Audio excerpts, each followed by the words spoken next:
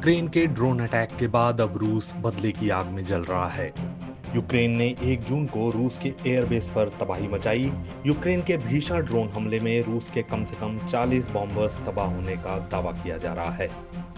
Ukraine का ये हमला ऐसे वक्त में हुआ है जब दोनों देशों के बीच तुर्की के इस्तांबुल में एक बैठक होने जा रही थी। यूक्रेन ने रूस के 40 एयरक्राफ्ट को मार गिराने का दावा किया है, जिनमें Tu-95 और Tu-22 बम वर्षक भी शामिल हैं। ये दोनों एयरक्राफ्ट परमाणु हथियार ले जाने में सक्षम थे।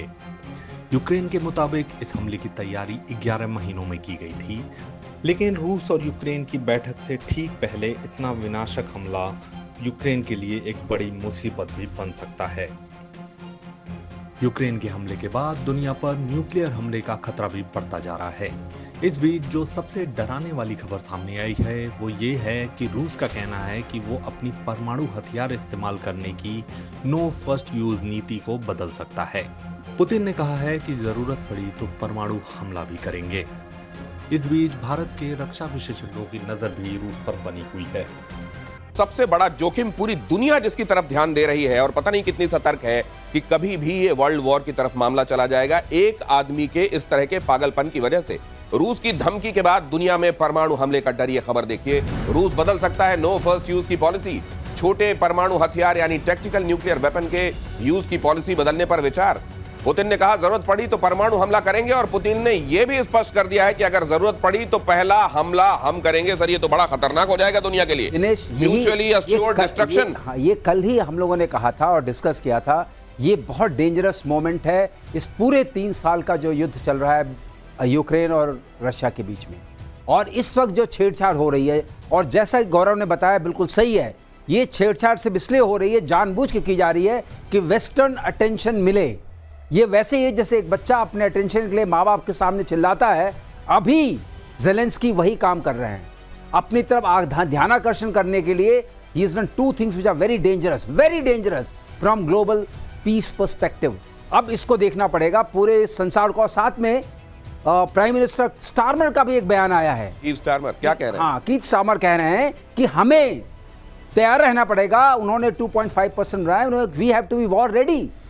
उन्होंने जैसा न्यूक्लियर सबमरीन्स बनाने क्या यूरोप ना चाहते हुए भी पूरा का पूरा आग में आएगा? एक बात बस कहना चाहूंगा, और अमेरिका भी आ जाएगा जो हाथ खींचना चाह रहा है इससे, क्या उसको भी आना पड़ेगा? यही बात बोलो। ये जो क्या सिचुएशन क्रिएट कर रहे हैं, यूरोप जो वर्ल्ड वॉर 2 में हुआ था, इनिशियली अमेरिका वर्ल्ड वॉर 2 को ज्वाइन नहीं करना चाहता था। बार बार विंस्टन चर्चिल ने जाके रिक्वेस्ट करके और ऐसी सिचुएशन क्रिएट की, जब उनका वो आ रहा था, शिप आ रहा था और उसको यू बोट ने मारा, उसने उनको अपनी तरफ खींचा और पर्ल हार्बर ऑफ कोर्स एक बड़ा मोमेंट बन गया। तो ये ना चाहते हुए भी वर्ल्ड वॉर की तरफ जा रही है। क्या आपको भी अंदेशे हैं मेजर गौरव? देखिए, मैं ये तो नहीं कहूंगा वर्ल्ड वॉर, लेकिन मैं ये कहूंगा कि ये फैल सकता है पूरे यूरोप में।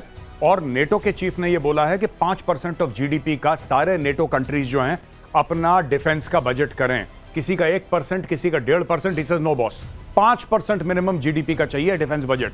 ये नेटो के जनरल सेक्रेटरी ने बोला है। तो आज की तारीख में यूरोप में होड़ लग गई है हथियार खरीदने की। सब लोग हथियार जमा कर रहे हैं और सबको पता है यूक्रेन के बगल में क्या, आप मैप देख लीजिए, आपको पता लग जाएगा। आप मैप देख लीजिए, रशिया में जो सेंट पीटर्सबर्ग है उसके बगल में कौन सा देश है आप ये देख लीजिए। Russia goes right into Europe. Northern Europe के अंदर घुस रहा है वो। ईस्टर्न यूरोप के अंदर रशिया इतना बड़ा है। तो अगर रशिया का ये जो आप कह रहे हैं ना वर्ल्ड वॉर, ये कम से कम यूरोप वॉर तो हो ही जाएगा। और वो लोग भी मानते हैं। और पहले जो यूरोपियन कंट्रीज, भाई साहब, जो ये कहती थी ना कि प्राइमरी थ्रेट चाइना है और सेकेंडरी थ्रेट रशिया है, अब वो लोग रिकैलिब्रेट कर रहे हैं। वो कह रहे हैं यार ऐसा ना हो कि प्राइमरी थ्रेट रशिया ही हो। चाइना तो जब होगा, चाइना क्या करेगा? सस्ते माइक्रोवेव बेच देगा, आपका माइक्रोवेव और वॉशिंग मशीन का मार्केट खराब कर देगा। कुछ आपसे इंटेलिजेंस की चीजें, आईपी वाली चीजें चोरी कर लेगा। और चाइना क्या करेगा? रूस तो वहां पे पहुंचा है, बम मार रहा है, कल बम मार सकता है रशिया। रक्षा विशेषज्ञों के मुताबिक उनका डर है कि पुतिन ऐसे हमलों के बाद चुप नहीं रहेंगे और उनका बदला खौफनाक हो सकता है। रूस के परमाणु हथियार इस्तेमाल करने की बात वो भी कह रहे हैं। देखिए, एक तो ये क्लेम है यूक्रेन का, और मुझे लगता है क्योंकि जिस प्रकार से रिपोर्ट्स रूस की तरफ से भी आ रही हैं, मुझे लगता है इस क्लेम में पूरी तरह से सच्चाई है। और 41 ये जो अपर एंड स्ट्रेटेजिक एयरक्राफ्ट जो हैं, बॉम्बर्स वगैरह जो हैं, और ये डीप इनसाइड रशिया, कुछ तो साइबेरिया में भी थे उनके एयर बेसेस, और वहां पर जाकर उन्होंने डिस्ट्रॉय कर दिया। जब हम मिलिट्री की तरफ से देखें तो यूक्रेन के लिए तो ये बहुत बड़ी कामयाबी है और रूस के लिए एक बहुत बड़ा झटका। लेकिन अगर मैं जियोपॉलिटिकल सिचुएशन देख रहा हूं तो मुझे लगता है अभी बुरे दिन आने वाले हैं, रूस इसको कभी छोड़ेगा नहीं। और जो अभी शांति की बात हो रही थी, 2 तारीख को सब मिल रहे हैं जब और शांति बात होगी, मुझे लगता है कि वहां पर सफलता मिलने वाली नहीं है और ये युद्ध और बढ़ेगा। और खतरा ये है अगर इस प्रकार से चलता रहे तो ये न्यूक्लियर युद्ध तक भी जा सकता है। यूक्रेन का ये जो हमला है, ये मेरे ख्याल से मिलिट्री और वॉर हिस्ट्री में एक बहुत ही यूनिक हमला माना जाएगा। 4000 किलोमीटर तक इर्कुत्स्क, साइबेरिया में यूक्रेन बॉर्डर से करीब 4000 किलोमीटर दूर है, वहां तक इन्होंने ड्रोन पहुंचा के खड़े करे एक ट्रक के ऊपर और फायर किए एयरबेस पे। देखिए, ये टेक्नोलॉजी तो अवेलेबल है, सॉफ्टवेयर है, रिमोट ड्रोन्स चलते हैं इत्यादि, राइट।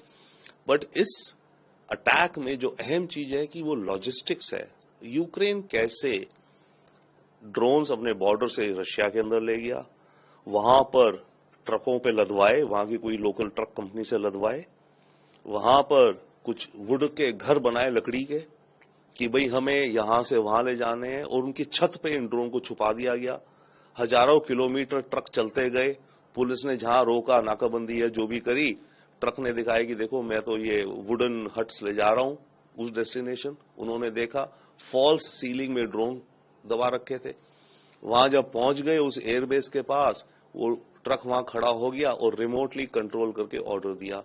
तो ये लॉजिस्टिक्स की बहुत बड़ी एक जीत है। रशिया को डेफिनेटली बहुत बड़ा नुकसान हुआ है। यूक्रेन तो कह रहा है 41, बट रशिया कह रहे हुए हैं चाहे कम हुए हों। क्लेम है कि करीब $8 बिलियन, $7 बिलियन तक के प्लेन्स ध्वस्त हो गए हैं। 1/3 जो क्रूज मिसाइल कैरी करने वाले एयरक्राफ्ट हैं रशिया के, वो उड़ा दिए गए हैं। तो ये बहुत ही डीप और घातक अटैक है रशिया के ऊपर।